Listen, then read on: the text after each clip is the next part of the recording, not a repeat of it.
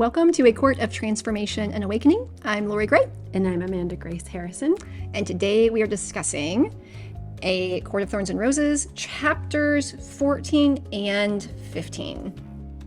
Okay, so we ended chapter 13, realizing she was about to take some action. And here we get to see it. Chop the cereal. Yes, so in chapter 14, we see her go to trap the cereal. Yeah, which is, bold move. Bold move. Yeah. Feyre. Desperate measures because she's desperate for answers, so then isn't getting any. Yeah. Yeah, so this is a bold move for her to do this. So one of the things that I marked early on was, so she's got everything ready and now she's waiting. And while she's waiting, she's kind of thinking.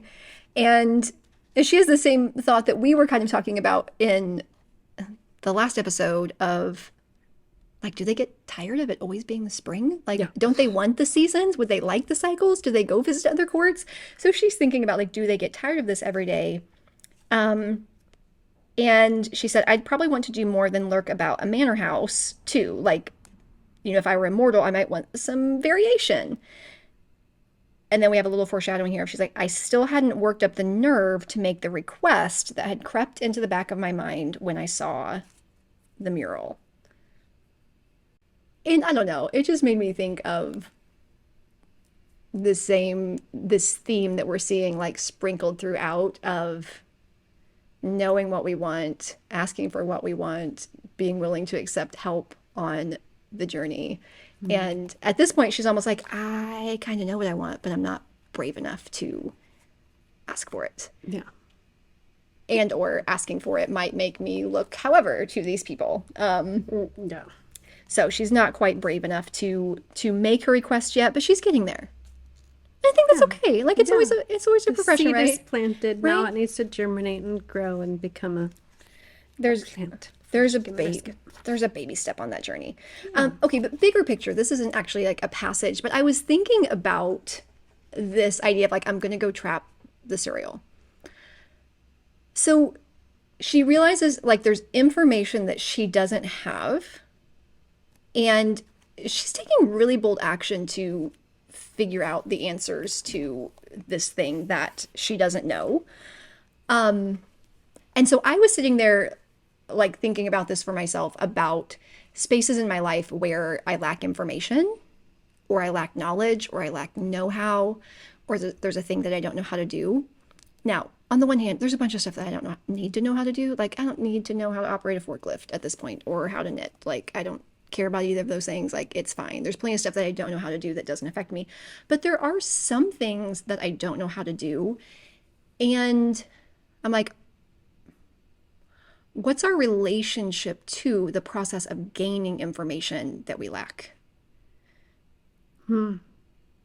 I don't like it.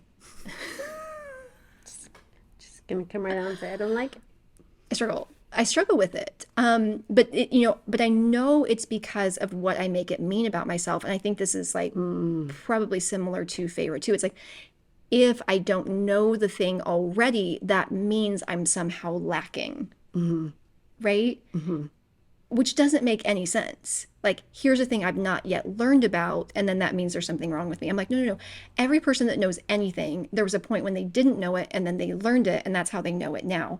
That's how it works for every human. That's how learning works as a whole.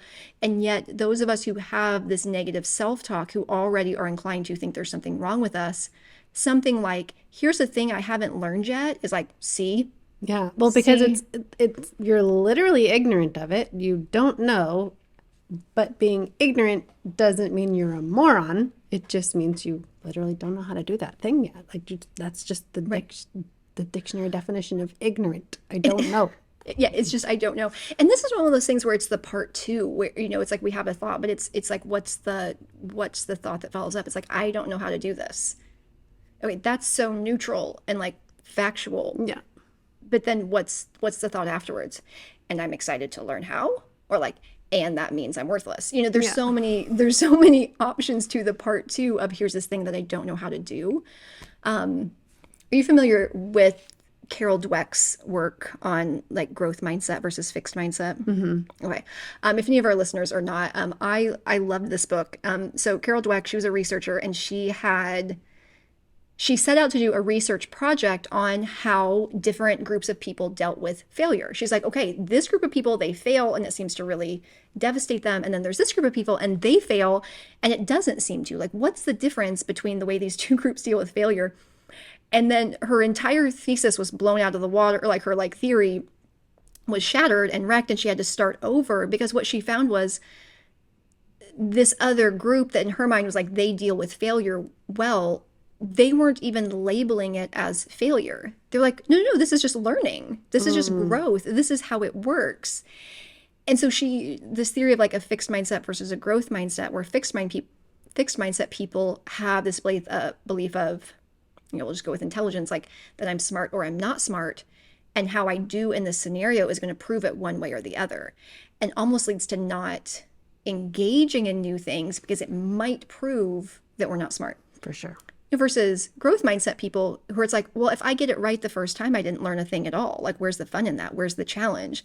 And it's only interesting to them if they try it and they can't do it, because that's how they learn more. That's how they grow. That's how they expand. Okay, I'm in awe of growth mindset people because I'm going to say I am working to shift out of this most of my life, I will say, 1,000% fixed mindset. Yeah. And I see, and I look back and I look at different things where I'm like, I participated in sports that I was already good at. I participated in activities that I knew I could succeed at. I wasn't looking for the challenge. I wasn't looking for the thing that might stretch me, because the way that my mind worked, if I didn't succeed, then it was going to mean that I was an idiot and I was stupid. Yeah. So I had to only do things that continued to support the idea that I do know enough, which again was really born out of the fear that maybe I don't. Right. But looking at this to be like, oh, here's this thing that I don't know, and I'm willing to do what it takes to figure it out, as opposed to it's like, I don't know what this thing is, and how do I just make sure that nobody ever figures out that I don't know it? Just never go close to it. Right. Then no one will know. Just avoid it. Yeah, that's a big part of where my avoiding things both came from and took me as well. I remember when I first started learning about growth mindset, I did the same thing. I'm like, oh, this is why I only do things that I know. And then if you know in advance that you're going to be really good at it, it's just, it would be really nice to have that learner mentality and like enjoy the challenge of things, because obviously you evolve more and grow more the more things you learn and allow yourself to be bad at in the beginning. But if you never allow yourself to try things that you're going to be bad at, having kids helps, because then like you're going to be like, when they're small enough, you're like, well, I know I'm going to be better than them, so I can try it at the toddler level, and then that way by the time they're older, then I'll be able to do it maybe at a comparable to a 5-year-old and a 10-year-old level. So that does help. But I definitely am guilty of the same. Like, I just won't try it if I'm not 100% sure that I can ace it on the first time out the gate.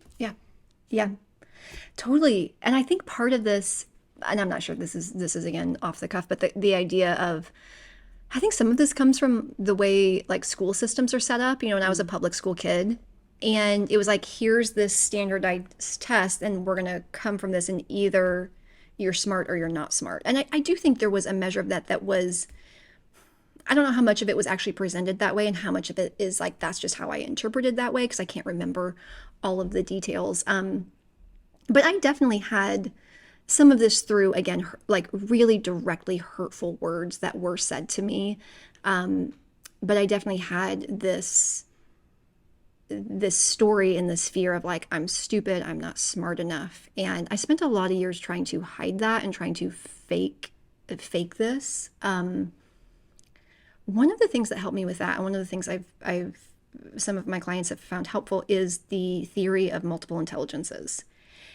And it, instead of looking at it like people are split into smart and not smart, it breaks it up into, I think it used to be 7, maybe it's 8 now, types of intelligences that people can have.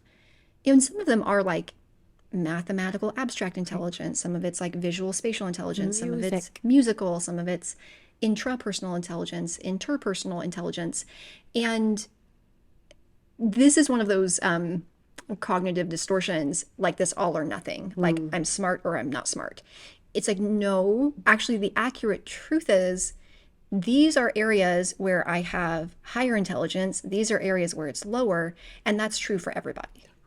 Like, this isn't this black or white sort of thinking, but being able to look at it and I did this, with my kids, where my abstract mathematical intelligence is very, very high. My visual spatial is very, very low. But one of my daughters, like my daughter who's an artist, her visual spatial is really, really high, and her mathematical abstract is quite low. And so we were looking, it's like, yeah, so I've got this one and not this one, you've got this one, not this one. And that means that if we're working on math, yeah, it's going to be easier for me. But if we're trying to figure out what this thing looks like from the back, I got nothing. And you're going to sort it out. And that neither one is more valuable than the other. One shows up on standardized testing and one doesn't. But those just aren't as much. But I had to get out of this idea of failing and being willing to engage in things that I'm not naturally good at, and then managing my mind through it when it tries to tell me that this means I'm stupid has been, I would say that's still in process. Yeah, for sure. I'm not there. I'm like on the journey of wherever I'm supposed to be. I'm like, we've made progress. I'm still not quite ready to do a lot of things, but I was thinking this week of this being a thing that is part of my growth. I'm like, I kind of want to pick a thing that I'm not good at and go do some learning. That you want to be good at. Or not. I'm like, I also pick something I'm bad at and don't care about. And don't care about being good at. Like, the point being, like, just doing it and not needing to be good at it and not making it mean anything. I remember back in the day, you did like a stand-up comedy class, and I got to come watch you. Yeah. Thank you so much for coming and supporting me in that. Oh my goodness. It was so terrifying and fun. And I remember just thinking like how brave you were. And in that moment, realizing at that time, was it the last episode we talked about like avoiding?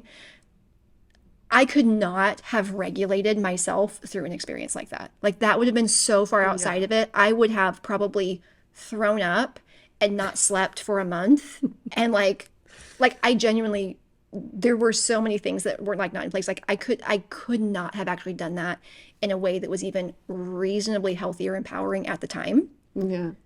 But however many years later this is now, a lot of years later. 6 years. 6 years later, I was like, I could do it today. And wow, I would, and today nice. I would have, like, when I think about it, I'm like, oh, okay, I get energy.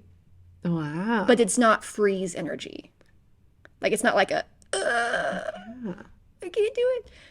Anyway, so I don't know if it'll be that. But you, Tuffet, and I are going to be heading to an open mic near us sometime my soon. word. I'm going to tag you on this one, Tuffet Schmelsley. Tuffet Schmelsley. Let's go do some stuff. Yes. Oh my goodness. And somewhere in the middle of all that, I thought about Tamlin, who did notice that about Feyre, because he's like, oh, you can't read and write. Well, no wonder you've become so adept at other areas. Mm-hmm. He recognized that it's like, look at you him. have multiple intelligences happening here. Right. Where it's there's not just like this one thing. But she's obviously brilliant at other things, which she never thinks about. Yeah. She's a genius hunter. Yeah, but one of the things I'm teaching in my my other coaching group this month is on being able to recognize and challenge cognitive distortions, and this idea of like all or nothing thinking, like labeling, like the idea of like I'm smart or I'm not smart, like that is it's so unhelpful. And for a lot of things, when people's brains go to all or nothing, black or white, a tool is like on a scale of 1 to 100. You know, it's like we did an event today. And if our goal for the event was to try to be like either was a success or a failure, that's really hard. But the idea of being able to say, these 4 things went well, these 2 things could use improvement is so much more accurate and takes the emotional charge out of it. but any sort of space where we can, when the brain wants to go to like, it's this or it's this. I have like a whole tool. I'm like, okay, nope, scale of 1 to 100. Give it a percentage. Give it the what went well, like what didn't list, and like forcing my brain to think in shades of gray keeps me out of that space. And the wheel of life, even for that, like there's all these different aspects, and some of them are going really well, and some are that. Where there's instead of being like my chink missing from the wheel. Yeah. Instead of being like my love life is a total disaster, to be like, on a scale of 1 to 10, I give it a 4. Right? Because it's like, is it really a 0? Like, because honestly, on a scale of 1 to 10, a 2 is different than a 1. A 3 is different than a 1. And to be able to say like, okay, some of these things are going well. But this was how I started my self-love journey. Like, 'cause the idea of unconditional self-love, I'm like, I'm confused. I don't, like, my brain can't, that's such a far jump from thinking that's like, I hate everything about myself to like, I love everything about myself, like, no matter what. I'm like, I cannot even get on board with that. My first teeny tiny baby step towards self-love wasn't even a positive thought. It was a less negative one. Yeah. Instead of I hate everything about myself, I was like, can I be more accurate? I hate most things right. about myself. It was kind of that. It was like, it's like, okay, well, most things, but like not all. And I challenged myself. I'm like, is there one thing that I don't hate? And I was like, okay. And like, it was like stuff where I'm like, well, my hair's not too greasy. I guess that's okay. And I like make really good chocolate chip bars. All right. I got two things. My hair's not greasy. I make good bars. Yeah. And different things. I'm like, well, I know I have like deep nail beds. I know some people don't have that. And that's like annoying to them. I guess that's better.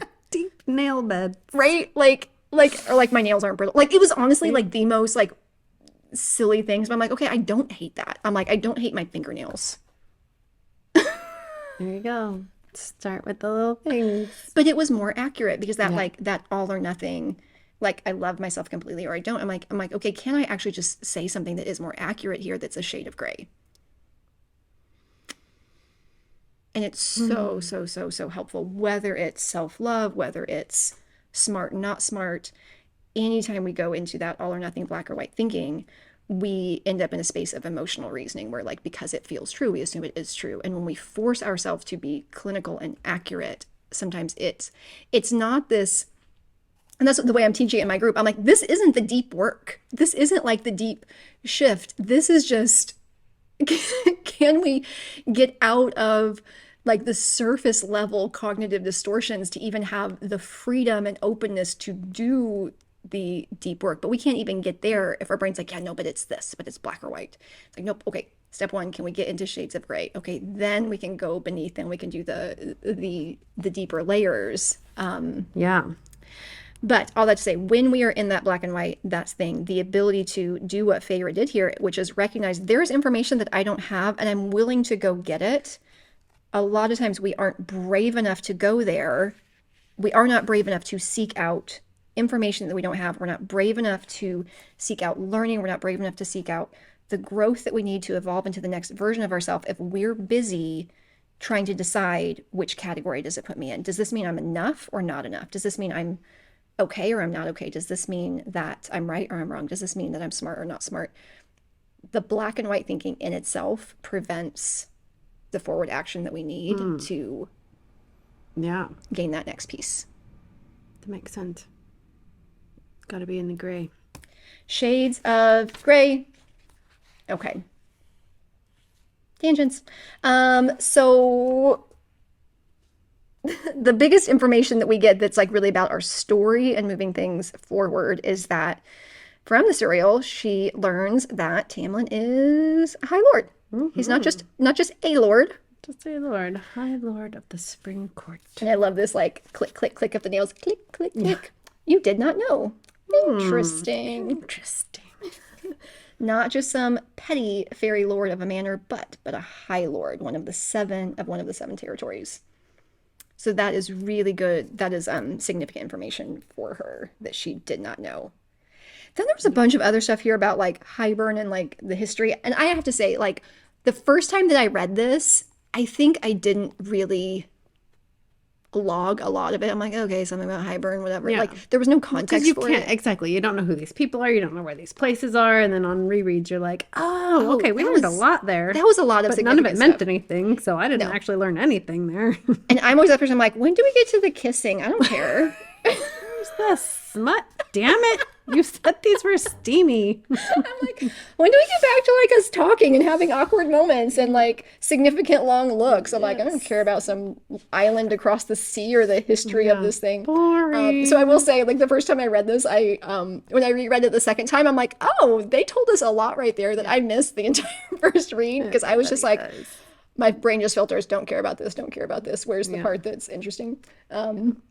So I do. So now we know she needs to stay with the High Lord.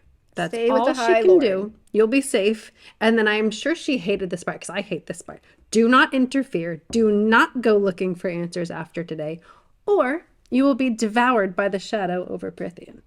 He will shield you from it, so stay close to him, and all will be right. Which is, of course, the last thing she wants to do. I mean, she's warming up to him, but still, all she wanted to do was get away from him in the beginning, and now all she can do is stay close to him. So. Stay with him. Yeah. And I mean, it's kind of asking her to take a really like passive thing. Yeah. It's like, he's the hero, just stay there and be quiet. I'm like, I get why this might rub you the wrong way a little bit in terms of how all that look. Okay. So end of chapter 14. Uh-oh. Naga. It's getting worse. Naga shows Thought up. the cereal was creepy. And okay. So chapter 15 is we have the Naga attack. Like bully monsters. She's outnumbered. Yeah, this is quite the scene here. And I love that she chooses to free the cereal. Like she does not as much as it's like he was creepy. He was kind of scary. She freed him and runs and definitely has a moment of like, this is the end. She falls. I'm gonna die. She's not like this, not like this, not like this. And then enter Tamlin. High Lord, High Lord, High Lord.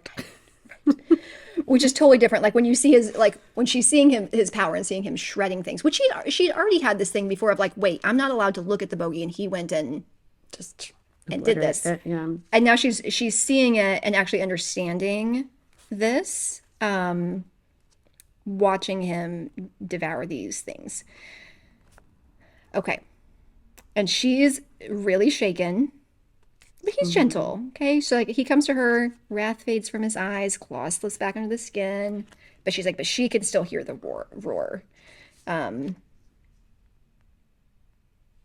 Yeah, but they have a moment here where he's gentle. He understands that she's shaken. And he takes care of her. He puts his tunic over her own. Really kind of takes care of her here. These are some good Tamlin moments for me here. Some pretty good Tamlin moments. But for her, the next part for me that was really, really significant was the top of 137, where she said, I wanted to tell him how much that meant, that the High Lord of the Spring Court thought I was worth saving. Yeah. But I couldn't quite find the words. Yeah, that was huge. Yeah, and that, I don't know, I thought about that so much with, because here's the thing, she always was worth saving. Like that was never in question, but it was for her. It's for her. And the fact that the person who questioned the worthiness and found her worthy was not just a lord, but a high lord, the high lord of the territory she's now in. That for her that's what she needed. It feels significant. Yeah. Yeah. And so here's an interesting thing. Like when it comes to things like understanding our worth and our value, I do think it is important that we take responsibility for that we're not waiting for somebody else to step in and teach us that or do that work for us. Like we need to do it ourselves. And, like whenever I was first starting coaching, and I had so much like imposter syndrome, which I still have now as well. And my brain goes to like, you're terrible, but you're terrible at this. Like you shouldn't be doing this. Like, who do you think you are? Like whenever I have those thoughts, I, for the longest time, had a collection of positive things that had been said. Like when somebody sent me a testimony of like today's session like shifted everything. Like thank you for this. Like, and I would get messages from people when they would finish up their time coaching with me about how transformed their lives were, how helpful it was. You know, I couldn't have done this without you. I put them all together in one place. And whenever I had those moments where my brain's saying like, you're terrible at this, like you can't help anybody, I could go back and like, but I have. Yeah. And so in that way, I made sure that I was taking responsibility for that, that I wasn't just waiting to be like, well, if nobody says anything positive about me today, I'm going to feel insecure. And if somebody does, then I'll feel insecure, where I was waiting, you know, and giving responsibility to that outside of myself. So one, I took responsibility for cultivating those beliefs within myself. And I think that it's important that we all do that. But on less of a mindset note and more of a nervous system note, there's a thing that I've been learning over the last few years, and I'm going to say it kind of pisses me off. Like I wish it wasn't the case. Because I sometimes feel safe or feel unsafe around other humans. I am always driven to isolate and do things on my own. Like being vulnerable with other people is not my favorite. And, you know, when I'm learning tools about self-regulating the nervous system, like these are the things that you can do. I'm like, yes, I can do this. I'm always drawn to what can I do on my own? But the research that I've come across is that you have to co-regulate before you can self-regulate. That part of healing from trauma and like what it's showing is being safe with another person and feeling safe with another person is an absolutely essential part of trauma healing. Wow, that makes sense. I've never heard that. But that, like, when I read about that, I'm like, so I can't do it 100% by myself. Damn it! I was so frustrated by that. But which the fact that I had such a strong reaction to that, right, was such an indication of where I needed healing. And since I've learned that, you know, I've had to take more steps to being with other people and being more authentically myself, and then watching it be okay. Because my brain, again, that all or nothing thinking, is like, no, if you show yourself, you're gonna get hurt. You're gonna get hurt. They're gonna be mean. They're not gonna like you. Everybody's gonna hate this. And it's taken actually just showing up and doing it in increments, in spaces where it's safe, and being like, oh yeah, they were nice. Okay, they received me well. Right, okay, these are safe people, and teaching myself that nervous system safety.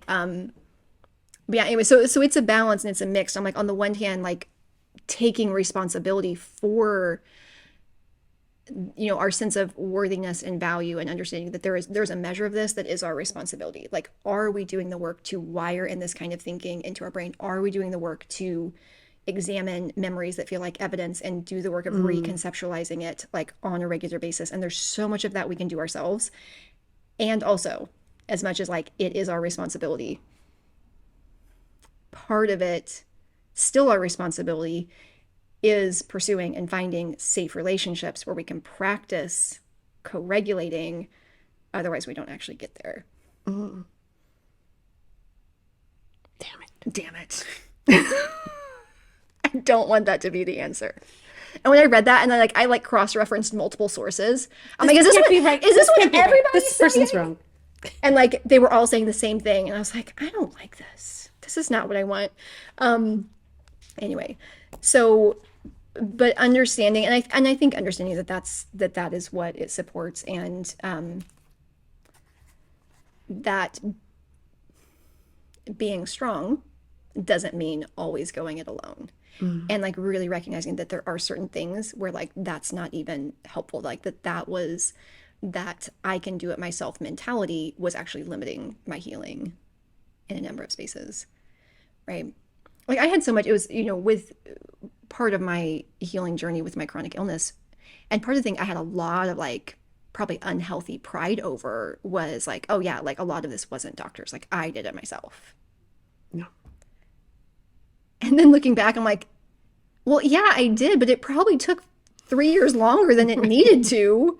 And a lot of that was just because I couldn't afford good doctors. Yeah. Like really the truth is, part of the reason that I did it myself was because I needed to because we'd already spent, I forget how many thousands and thousands and thousands of dollars on experimental treatment, and the money had run out and like I couldn't work. And so I was sort of forced to do a lot of it myself. But looking back, I'm like, yeah, if I'd had money for neurofeedback, a biofeedback machine, if I could have got weekly massages, if I'd gone to therapy, if I'd gone to this, if I'd had a really great holistic doctor, I'm like, if I'd had 10K a month to like jump into all of these things with a like dedicated, amazing team of people, that would have been fantastic. And I had to go back and rework that as okay, I'm proud of myself for having grit and doing what I needed to do when there wasn't another option, but that's different from this was somehow a better way. Yeah. It was the safer way for me. Doing it myself means that nobody has to see the areas where, just like Feyre, like, I don't want you to see these bits of me. And if we isolate, we can guarantee that people don't see it. But just like Feyre, again, I really resonated with this. I'm like, can I channel a bit of this energy of like having the bravery to go and seek out those things? Yeah. But anyways, but thank you. But like this part of her really recognizing and having that moment of seeing herself as worth saving and understanding that somebody else thought she was worth saving and how significant that was.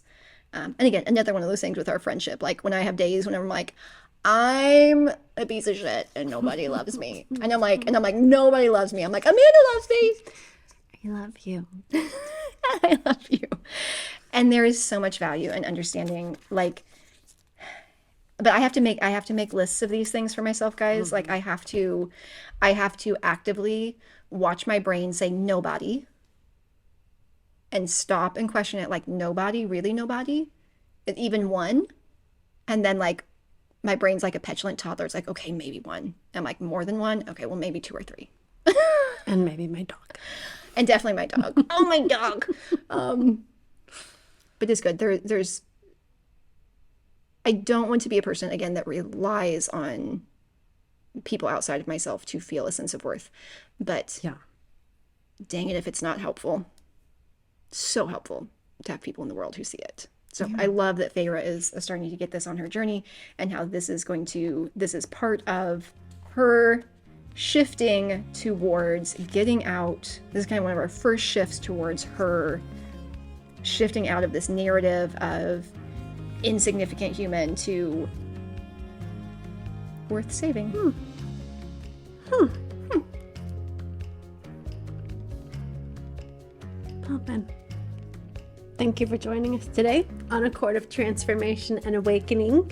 We would like to invite you to join us on ACOTA, ACOTA.circle.so, where you will find our whole community full of podcasts and fan chats, and now we're starting to get fan art because we're getting past some of the spoilers. So many spoilers, you guys. There's so much fun stuff that we just can't tell you about yet. So keep reading and keep watching and keep joining us at acota.circle.so. We'll see you there. Bye. Friends.